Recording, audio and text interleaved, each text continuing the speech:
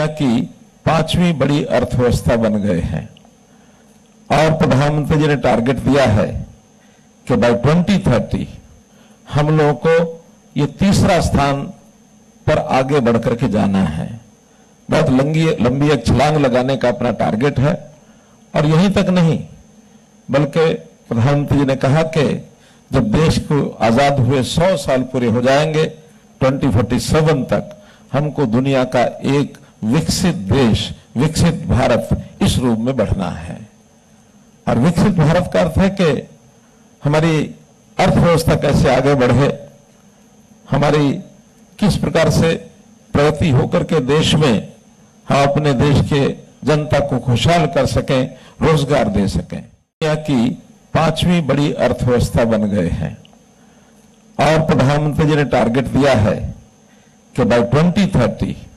हम लोगों को ये तीसरा स्थान पर आगे बढ़कर के जाना है। बहुत लंबी एक छलांग लगाने का अपना टारगेट है और यहीं तक नहीं बल्कि प्रधानमंत्री जी ने कहा कि जब देश को आजाद हुए 100 साल पूरे हो जाएंगे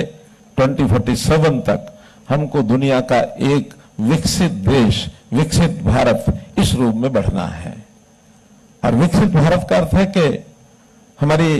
अर्थव्यवस्था कैसे आगे बढ़े, हमारी किस प्रकार से